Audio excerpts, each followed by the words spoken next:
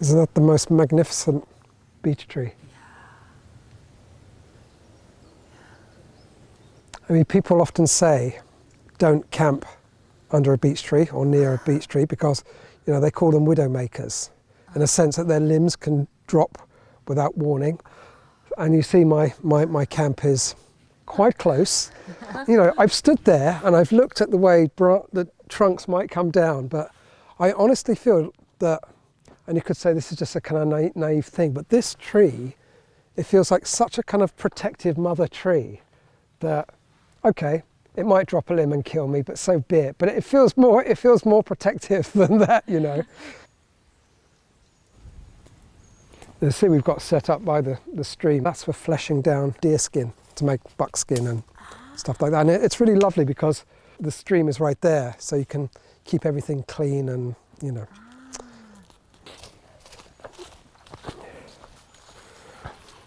So this is a whole like sort of tanning camp. This is fish tan stroke buckskin tan camp. Yeah, it is.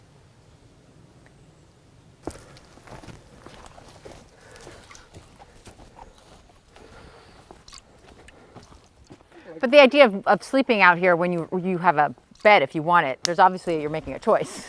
Yeah, but okay, as beautiful as the house is, it's still not waking up to this view, right? This is pretty special.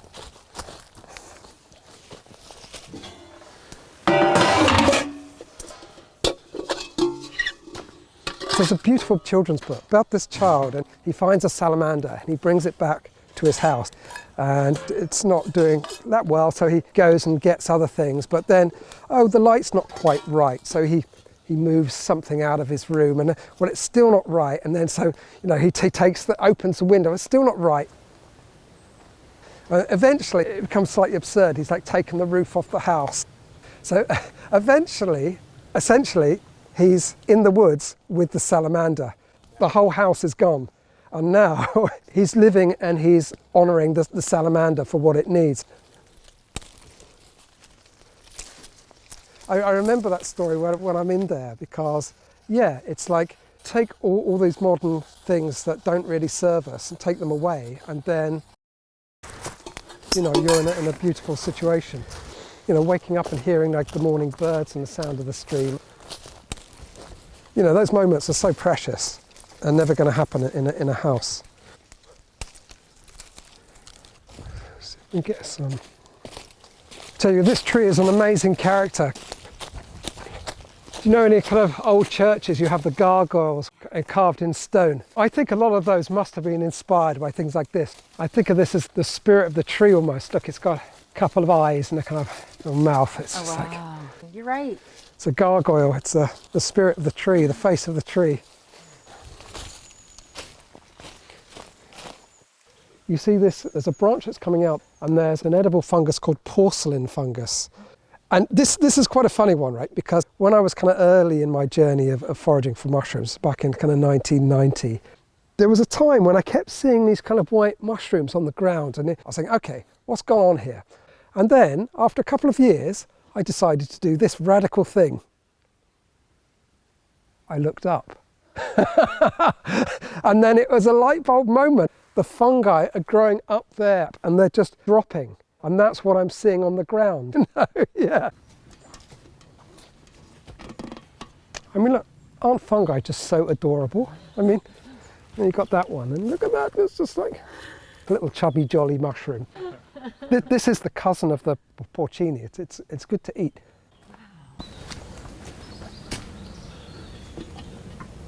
Wow, look at that colour. Aren't they lovely?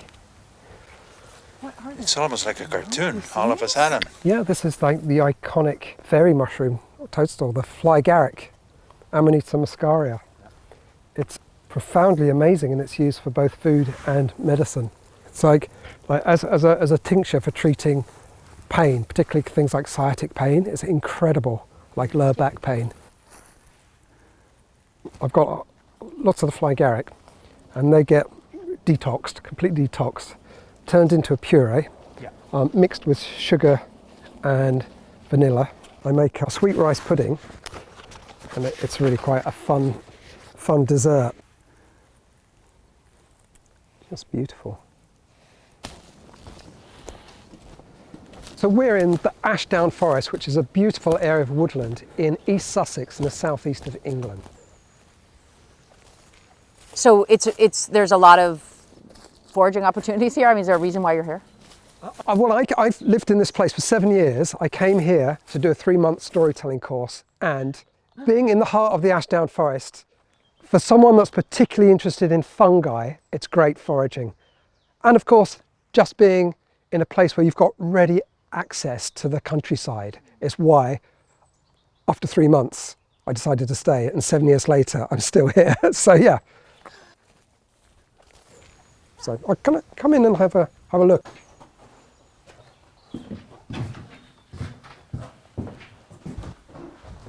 Well, I was going to make you a sea buckthorn drink. Sure. Now, what I'll do is get some berries. Here's the sea buckthorn berries. Wow. How long did it take you to forage that many berries? That's an incredible number of berries. That's just one bag of them. It's another bag. It took about 4 hours. Wow. Yeah. We got some nice hawthorn sweets. The fruit of hawthorn, if you get them and you mash them up and add some blackberries, which I've done here, and pass them through a sieve, they set solid in 20 minutes because of the pectins. So you can make these medicinal sweets. What was that you just moved? What is that? Basically, I made some mushroom chocolate custard. So here's the thing. What I love is where you can get multiple things from the same item, the same botanical. So in order to make chocolate vegan custard out of mushrooms, you need to boil them to get out the flavour. But that first extraction, you don't get rid of it, you reduce it down. When you reduce it down, you get this amazing jelly. So you haven't thrown anything away. You've got this amazing mushroom jelly. But then the fun thing came. Then I blended up the mushrooms and added vanilla, sugar, and cocoa powder. And it's just like custard, chocolate custard. It's amazing, and it's out of mushrooms. But, there you go. Get some berries for you.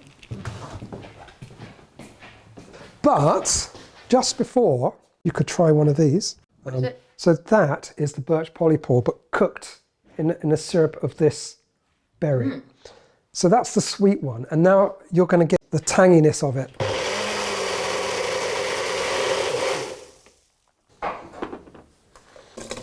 Got all the seeds there. A lot of my foraging, these activities done mindfully, sustainably, have served human beings for hundreds of thousands of years. Yeah, nutritional profile of sea buckthorn berries is just off the scale. Mm. Cheers. Cheers, yeah. It is tangy. You think? It can be nice with a bit of maple syrup in there. Yeah, I did take a big batch of fish skins out the freezer.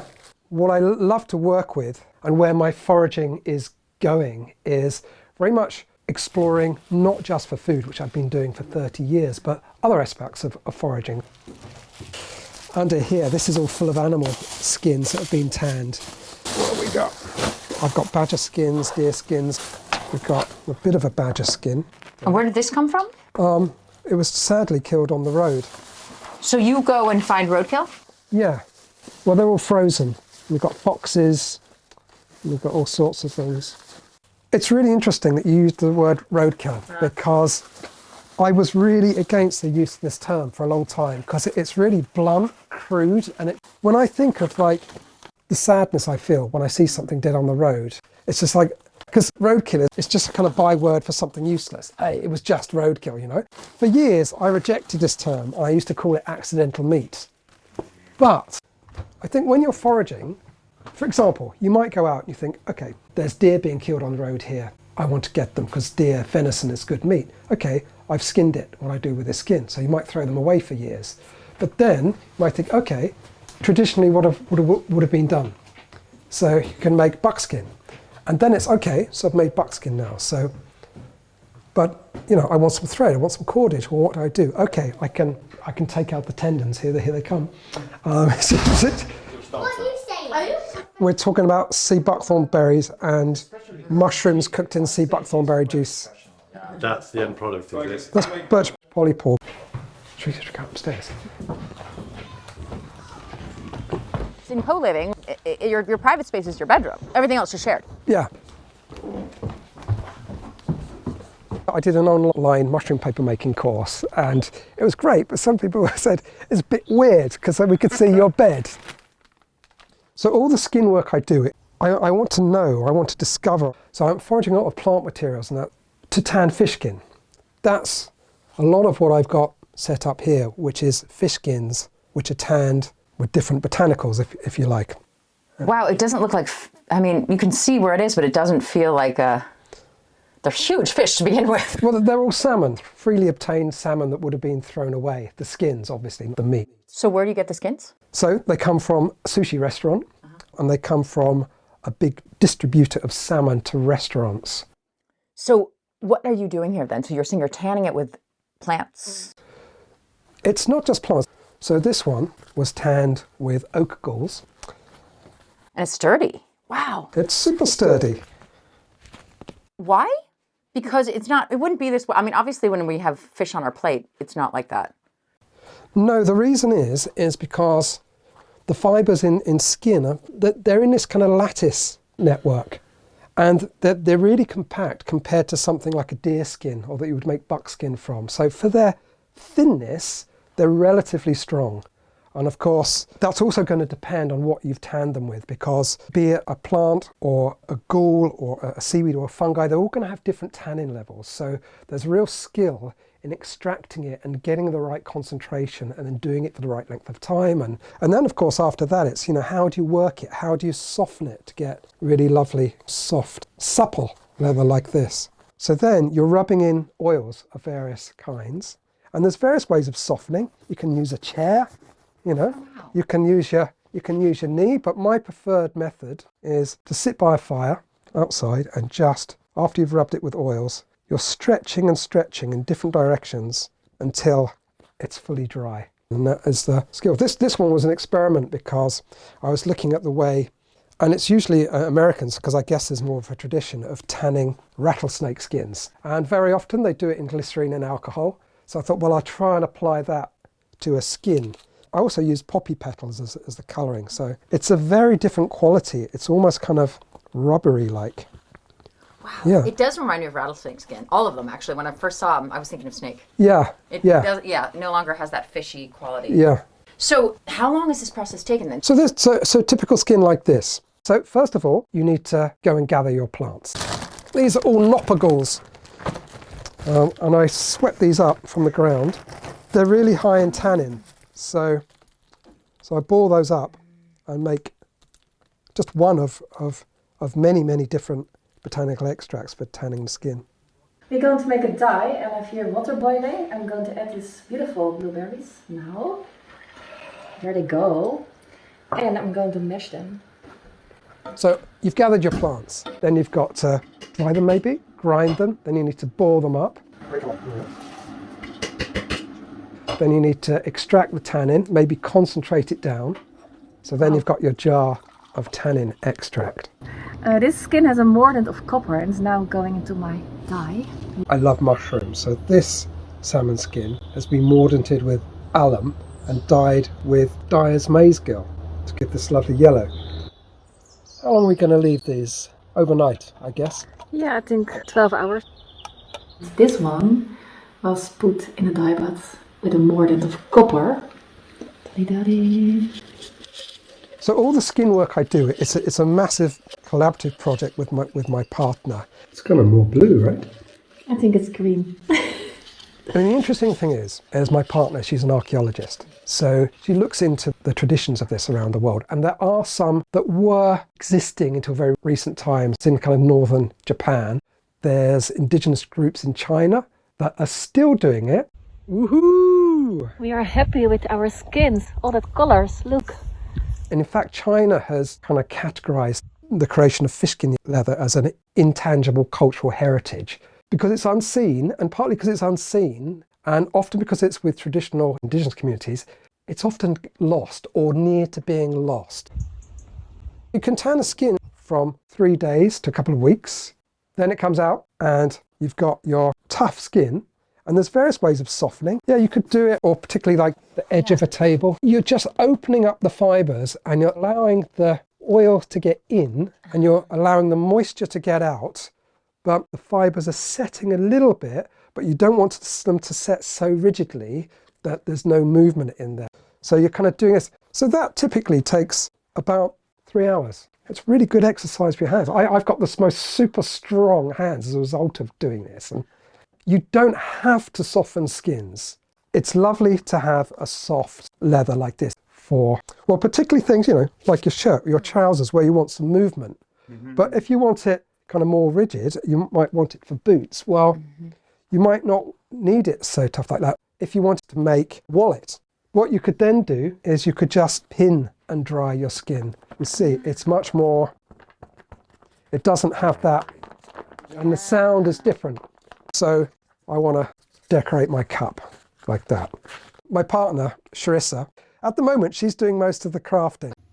These earrings are made of salmon leather, and I connect 2 different pieces with historical stitch, and I chose a specific part of the skin to have the scale pockets in this way. I also made these earrings of the same mushroom leather and salmon leather. And I was inspired by the Viking age to make this wallet. I even made the button, the closing button of fishskin leather. I'm also working on this hat made of felt, raw sheepwool, and then I was dyeing the hat with dyes macegill mushroom. What you see over here, it gives a beautiful yellow color, and now I'm sewing beautiful pieces of fishskin leather on it in different stitches. And it's a lot of work to do. So when it comes to making fishskin boots or little wallets, what really motivates me is like, can you use every part for all the needs that you've got in order to create this item? So, okay, you want to make a bag out of fishskin leather. Where do you get your thread? Could you use this to make the thread? Well, the answer is yes, but you have to tan it in a very particular way so that you can drag the fibres out and then you can spin your own thread. That's fishskin? That's fishskin. So you can see a little bit on this skin here. There, look, there they are. Oh, yeah. So it's a particular skill to tan it in a certain way where you can get all the fibres off and then you can start creating thread. I love the fact that it's super slow and it takes time and you've got to be patient. So this is a book. This book took 3 years to make. It's made out of mushrooms. The ink is made out of seaweed extract, oak galls and mushroom spores, and all the illustrations and the paints just come from wild crafted paints. But the point is, if time was irrelevant and you had the creative skills to overcome the technical problems, how could you create a book? So the answer is here, and it took 3 years to make. What I love about this is it's the ultimate self-referential book. It refers to itself in the sense that half the book describes how to make itself, how to make the paper, how to make the ink, how to make the paint. And the rest of the book is recipes from the plants. What have we got here? Oh, nettle sourdough. Collect a handful of nettle tops, dry and flake. Add the nettle flakes to 1 kilo of spelt flour. To this add a pre-existing sourdough starter. Knead into a pliable, non-sticky dough. Spread a handful of nettle seeds over the top. So we've got the leaf and the seeds being used in this recipe. The reason this is interesting, this book, you see, is because in terms of making leather, it's also about combining materials. So for example, this fantastic mushroom here, it's called amadou or tinder fungus or hoof fungus, and it was used by our ancestors for thousands of years. Carry an ember, it burns super slow. I know this to my cost because I got an ember in here by mistake and it literally took days to put out. Where did you find that? It's On a huge. tree down in the woods here. So anyway, the insides of here can be taken out, and in fact, there you go, that's all taken out there. And why did you take them out? Take it out? Well, because that can be boiled up, it's quite high in tannin, and then I can make a solution like that, then I can put the fish skin in it. But what I love about that is there's a tradition of using this mushroom, not for tanning the skins, but for making hats out of the mushroom. That's a mushroom hat? This is made out of this. No. Yeah. It looks So- like a leather or a... Well, it looks like that, but it's more like felt. So this is a smaller one. So you take the hard woody surface off. That hard woody surface you take off, and then you cut out these pieces, And I have to tell you that this bit here was actually that size, but then you stretch it and you stretch it. And then this bit here was about that size. So you carefully stretch it. Wow. And then you've got your material that you can ultimately use to make the hat. So the question is, how would I make a hat if I didn't have all the industrial inputs to make a hat? Well, okay, I can use this fungi, or I can use this fungi directly to make a hat, or I can use the tannins from the fungi to make some fish leather to then make a hat, or some boots, or some bags, or some clothes. So we've got the birch polypore here, which makes the paper, but also this birch polypore here is making a medicinal tincture. So when it's extracted the bitter principles, these are going to be combined with our most nutritious wild berry, which is sea buckthorn, to candy your mushrooms. But when you've got the berry cluster, you actually have to cut off the sprigs of leaves. The sprigs of leaves not only make an incredibly health-promoting tea, they are very tannic. So they are excellent for tanning leather. You can see how the foraging, it produces food, it produces medicine, it produces crafts. But often, all those things can come just from the gathering of one or two things. And when the chain of connection between them is really tight and close, I get really excited about that. It's also a bit of a joke that I say with people when I'm running courses. Say, how do you start foraging? I say, well, either right where you are or just step outside your back door. So Dyer's Maizegill, it grows with pine. We've got Scots pine here, and here it is, just growing down here. It's one of the really kind of highly prized dyer's mushroom. Oh, dyer. Okay, so for Do you know, when I'm talking about mushroom and dyeing, you always have to be absolutely clear. Hey, what dyeing are we talking about? The dyeing when you eat death caps, or the dyeing for colour? So yeah, so this is the dyeing for colour, yeah. it's just that part that's yellow that you use for dyeing, or the whole? Well, you can get yellow out of all of it, but the end bits are best. Yeah, and you can get greens if you add different mordants and things. I want to show you some others, because Definitely. I only discovered all this morning, to be honest. This is what, yeah, so. Oh, by the way, making blusher custard, it's out of these mushrooms in the Amanita family. And these are good for the custard. It's just, you know, I like to hear you say it because I'm enjoying the absurdity of it. And I think a lot of what I do is, it's like, well, how do you make it a little bit playful? Just let's get a little bit beyond going out and getting some mushrooms and frying them in a pan. But let me show you some more of these Dyer's Maizegills and have a blackberry along the way. Yeah, no, try one. At least the one I had was good. Yeah, thank you. We've barely gotten away from the house yet. I mean, Do you know, and we've already found so many. This is the thing, and in fact, you know, maybe at the beginning when you're foraging, you're roving around over miles of territory, but when you really start to narrow down and look, it's like, oh wow, and then it becomes a mile, then it becomes like a few hundred meters, and then honestly, you can find a spot like this, and then you can see we've got birch here, we've got a little bit of rowan here, we've got different types of moss. We could use virtually all of these either medicinally or for food or for making tans. This isn't even a particularly good spot. I mean, being outside, I mean, you can have some. Is that a mushroom? Oh yeah. Yeah, that is a mushroom. It's grown and then it's kind of rotted and fallen over. Wow. Do you know what it is? Well, I can tell you what genus it is. Yeah? It's in the Russula or brittle gills. Although, you know, that doesn't care what some taxonomist thinks about it. It's the same thing. Oh, this is wonderful. So, okay, you should ask me a question that we need to go and speak to a lawyer about. Oh. Put you on the spot. Yeah, no, it's just because this one is called lawyer's wig. It's called shaggy ink cap or lawyer's wig because in the UK, like, the lawyer has got to dress up in this gown and wear this stupid wig. Anyway, they look like this. They're really delicious. So Here's a question. Can you go out and pick mushrooms on somebody's land without permission? I don't know. Let's ask a lawyer. What do you think of this question?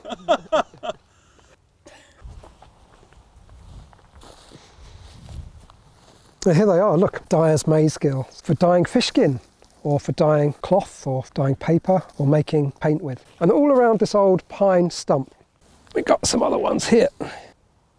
So you come back here? Like, do you take note of where things are? Yeah, I think what I'm doing all the time is I'm always mapping multi-layered maps in my mind. But I think, do you know, more than anything, what I'm tapping into is my own curiosity. I want to know, I want to discover, you know, I want to know about the biochemistry, I want to know about the herbal use, I want to know about its craft use. Yeah. That's the driving force.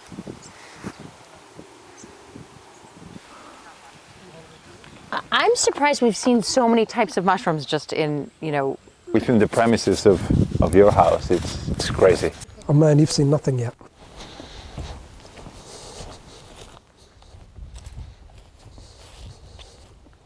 It's a 10-minute walk down to the camp, is that okay? Yeah, that's great. It's a lovely walk. Yeah, no, that's perfect. You just step over this one. This thing here is called a ha-ha. I don't quite know the origin of that word, but maybe because we're going, ha ha ha, you can't get up on here, sheep. But it's to stop them. It's to stop the sheep getting up there. Yeah. Funny. These sheep are beautiful. Well, these are the ones that were combined with fish leather in that wallet. Hello. This sheep got sadly killed by someone's dog that was off the lead. So although it was kind of deeply shocking, you know, it died. And then, well, what have we got here? We've got a fleece that is amazing and that we can use. So did you grow up in a like less rural environment? I mean, were you foraging at all as a kid? Like just with... No, not really. I mean, No. I grew up, well, till I was about 4. I was born in London. But I guess when I was 7, I moved to more rural and kind of ready access to the coast. And I was very, very interested in butterflies and moths. I think that's pretty much how my foraging kind of begun. Well, that's not true. It's like when I was kind of 3 and 4, my beloved pet tortoise, and I used to go on Wimbledon Common. I'm in London, and we used to get dandelion leaves. And I used to sit for hours just like on my front, like watching this tortoise like eat the dandelion leaves like they were the food of the gods, like, you know, and yeah, and just looking into that ancient eye, you know, that went to looking for caterpillars and ultimately, you know, looking for the eggs. And then in order to do that, you need to know what are the food plants of the caterpillars. And I remember in some very basic child's book, and it said, some country folk, they make soup out of nettles. I remember reading that as about 7-year-old, and it really stuck with me, you know. It's like, oh, like, first of all, what's the mystery of these country folk? Like, who are they? And given that quite early on, our parents say to us, you know, be careful of the nettles because they sting. But they were the food plant of these amazing things. So already there was some positivity coming in, but that you could eat them and potentially get transformed into something beautiful, like an amazing butterfly. Well, I think on a very deep level, that kind of stuck in. I mean, anyway, we're going to climb. So this is a bit of a climb over here. Yeah, this one's barbed, isn't it? Yeah, and Okay. so So it all started with a turtle. yeah.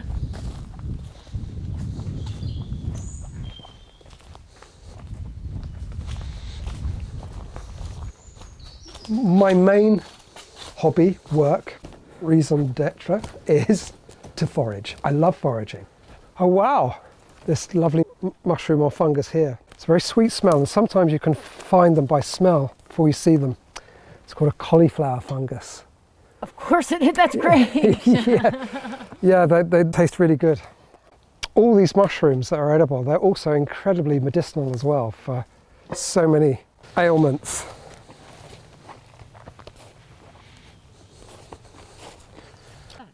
You get these wonderful mounds of wood ants. They can be like huge citadels, like this high, but it's a relatively small one. You ever use ants for anything? Irrespective of whether you could use them for food, and their eggs you could, they're useful in another way. So one of the things I do a lot is I tap trees for sap. And so people often say to me, like, when is the time for collecting sap? And usually they're saying, well, you know, what is the month? What is the week? You know? And I say, well, a better way to think about it is what's going on in the natural world rather than think in terms of clock time. Because often it's much more accurate. So I often say, well, the time to collect sap is when the wood ants, so over winter they kind of go deep down. But At the time of the sap flow, there's huge, dense masses of the wood ants in the first sun of the spring. And it's at that time when it's perfect to collect sap. Where I do a lot of boiling up of tanning extracts is over here by the stream.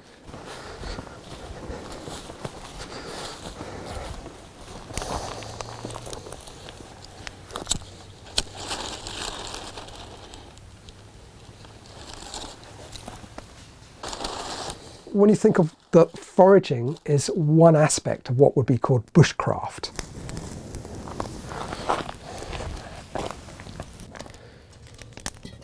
There's the craft element of bushcraft.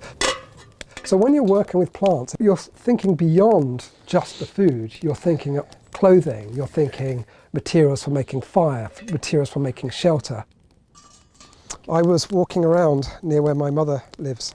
Well, actually, it was in a cemetery. And always the opportunist as a forager. There was a wonderful eucalyptus tree, and it had all the seeds that had fallen on the ground. So I've ground those up. This is a great example of being really experimental, because I don't know there's any tradition of using these to tan skin. Right, that's boiling. For all I know, the resins that are creating those aromatics might not be compatible with working it into a skin. I don't know. A stir. But how do you find out the answer to these questions? Well, you have to do it. It's the only way. Oh.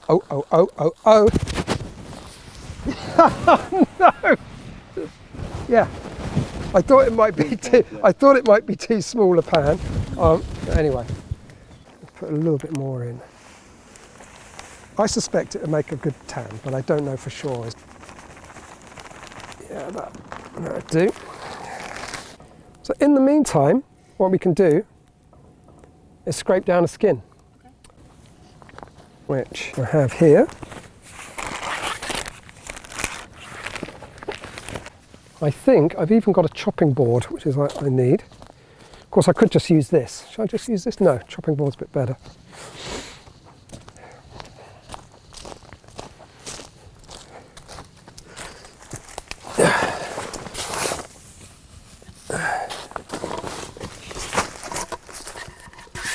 What I really love about the fish skin leather is, like, you know, if you were talking to people about creating leather, they would probably think, okay, so I've got to get a big animal hide. Where do I get that? I've got to flesh it all down. I've got nowhere to. But you could buy a fish skin, or just from a salmon from a supermarket, get off the meat, and then you've got a skin. Or you can get ones free, as I've done. You've got our salmon skin, which is still partially frozen, which actually, even a bit more frozen can really help. Then you could use tea. Make a really strong brew in several batches in your kitchen, no mess, no drama, and you've made some leather. Just scrape that off. Now the amazing thing I've discovered, I'm laughing. I was talking to my partner earlier. She says, "Oh, this is great, you know. I wish I could be there." She was saying, "Oh, don't give all our secrets away." And I was saying, well, you know what? Actually, there's so much to tanning fish skin. There's so many variables, so many different ways of doing it. But I am going to tell you something which I discovered, which is pretty amazing. So when you've done all this scraping, you've made your tan. People will generally then soften the skin with something like neat's for oil or almond oil or some other oil. But I think this is kind of quite interesting, because when your mindset, and you've trained yourself into the mindset of thinking, well, what am I going to do with that? Is that just waste? Like, how can that be useful to this situation?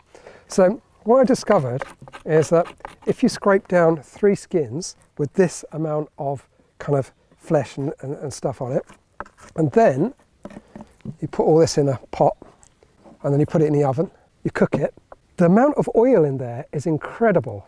I had a question in my mind. Can you re-oil a skin after tanning with the oil that's in the fish to begin with? Tick, you can. Second question.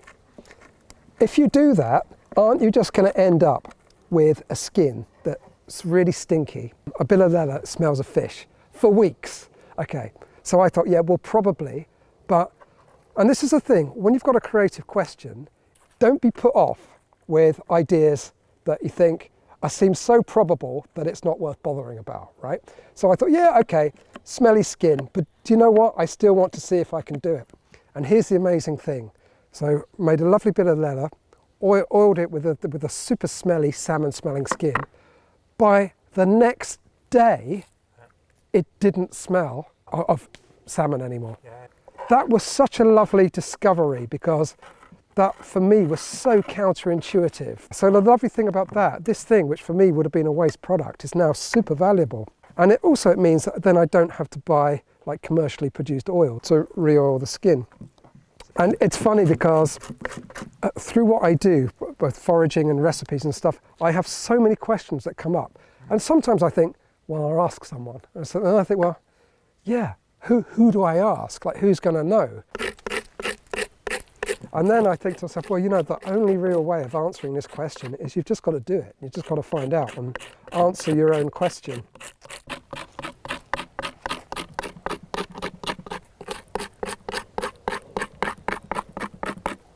This is just like fleshing like a deer skin. You've got to get the kind of meat off.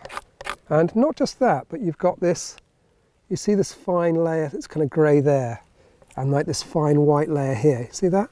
You need to get that off as well. That is if you want to produce the best quality leather that you can, you know. Is there even a market for fish leather? Or is this something you're creating? Well, no, I mean, nobody sells that, right? Or... Well, I mean, even like companies, I think like Prada and stuff are like, you know, high-end fashion have been incorporating fish skin leather into their designer stuff for quite a few years now. I think it's one of those things that's going to potentially get bigger and bigger. But I really hope that within that, what will happen is there'll be more like these indigenous cultures where this was a valuable part of their life. And when I think about, you know, the Japanese ones that I can never pronounce, like the Ainai, like northern Japan, they have a kind of village to like show their traditional ways, but it's almost like a museum village. No one actually really lives there.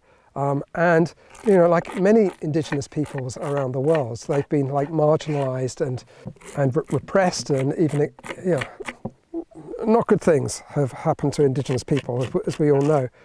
But in China, my partner sent me an article the other day, and there was this one woman, and I think she was the only one that knew from her grandparents about the tradition of making fish skin clothes. So she was trying to keep this tradition alive, which is why the Chinese government decided to kind of label it as intangible cultural heritage, and potentially, I suppose, maybe put some funding into keeping this alive. So that's that, and you can see that the scales are coming off already. Don't really want the scales. So, and I think that one of the beautiful things about the fish leather, and I guess it's partly what perhaps made you think it did look kind of reptilian, is the scale pocket patterns that you get on the skin, which makes it so lovely. So fish scales, or maybe, this is a question, we saw those wood ants. In fact, let's do this on the way back. Those wood ants, they collect all sorts of things. The thing is, they only take back things which they know they want, right? They're not picking up uses. Let's put a few of these We'll see what happens. Yeah? by the ants and see what they think of it. Because if they like it, I've got a lot for them.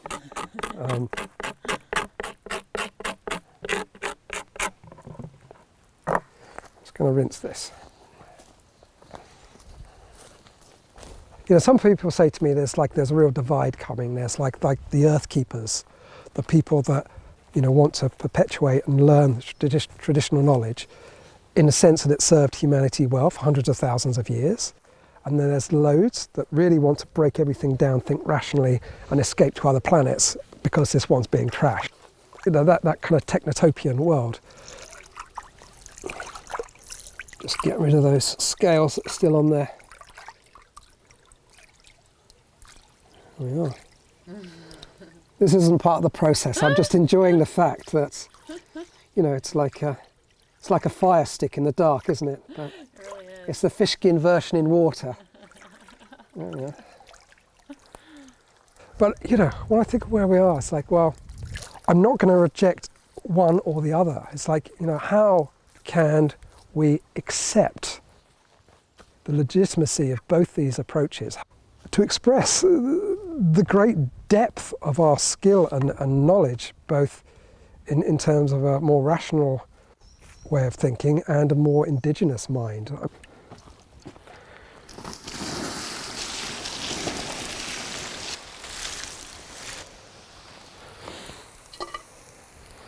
Something very elemental about fire and water.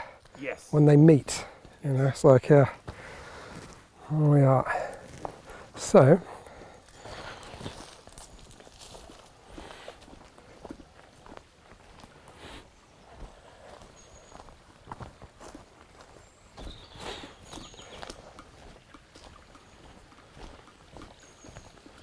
here it is. This is what I call, in Dutch, my partner's Dutch, ants meer.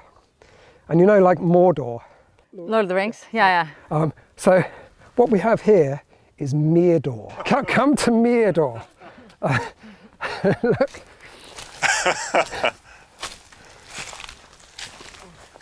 Oh. What is happening here? This is an old tree trunk? This is an old tree trunk, and you know, I've seen this for 7 years, and you can see the ants. They've got a caterpillar there, you see? Meerdor. Let's give an offering to Meerdor. Oh, because it's important to give offerings to these ants, because honestly they've got a bit of a bite to them, these ones. So, wow. Oh, look, here's a few discovering the fish scales. And do they like it? We can't tell yet, huh? Nobody's taking anything away. Yeah, they've probably never seen anything like this before. It's like, right. What does the hive mind think of this? This is the question. Let's report back. Oh, it's moving. It's moving. Oh yeah. Oh yeah. They like it. They're interested. Oh look, there goes some of the bits of fish skin. Look. Oh yeah. There it goes. That's going. They like that. Look. That's going fast. That's going quite fast.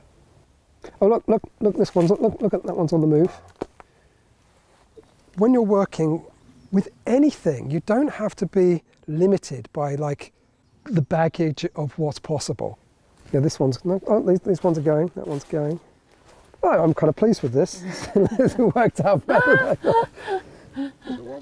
Sometimes I get these questions, and then I just think, well, let's try it. And a lot of what I try is littered with a lot of failure. But, you know, every now and then, there's something that really works.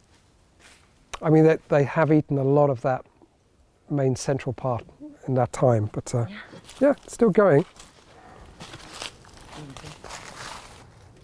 Oh, and this is interesting.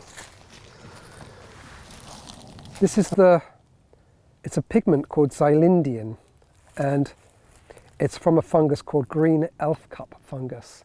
And the mycelium is actually this kind of blue-green. But if you incorporate some of this into your mushroom paper, the bugs won't eat it. It's beautiful, isn't it? Beautiful colour.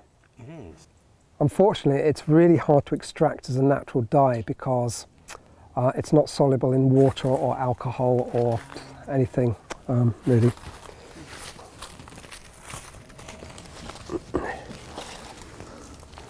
If these were higher up ones, I would show you something really great, but I can't quite get to it. This is called an artist bracket, so you can etch into them or you can draw into them. There's some of these on one that's 5 minutes walk up there, but they're higher up. But what would be really fun is to write on there. Right, the tree, I haven't seen it for a while, but I think it's just down here. Ah, that's the one. Although I haven't been here for a couple of years, to be honest, so. If you allow yourself to be influenced by the forest, some kind of magic can happen in places like this, you know. Ah, perfect. Well, I don't know. Let's see. Just in terms of an experience of kind of radical kind of oneness with the natural world. Ah, this is the one. Yeah, so here we are. Both in terms of the sounds and the smells, and allows you to enter there. Now, what shall we ask?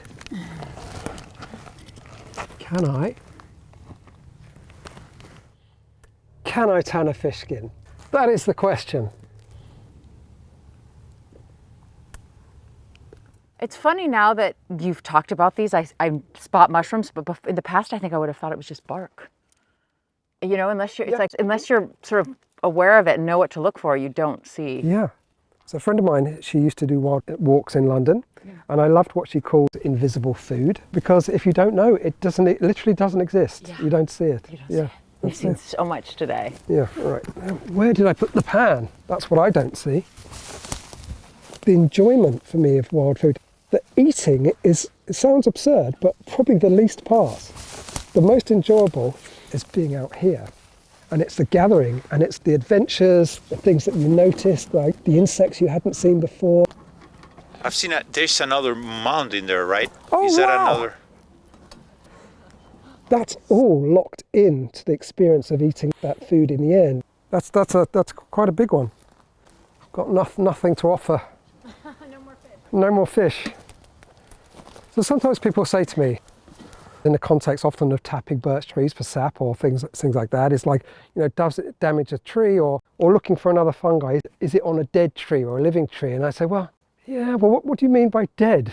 And this is a great example. This tree isn't dead in a sense, it's just at a stage in a cycle.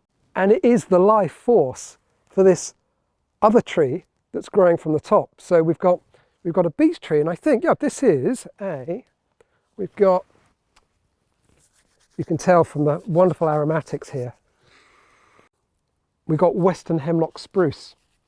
And this is a little western hemlock spruce that's growing in the beech tree. Isn't that wonderful? So it has mushrooms, it's spruce. It's a spruce tree, mushrooms, there's a lot going there. That's definitely not a dead tree. It's got ants, and you imagine the number of insect species that are probably either benefiting from the inside or are feeding on the insects that are around there. So, you know, there's a whole ecosystem going on here. Amazing. Also, just looking at the natural world and seeing how life perpetuates life, you know, and death, life follows death, and, you know, endlessly. It's wonderful. The God in nature.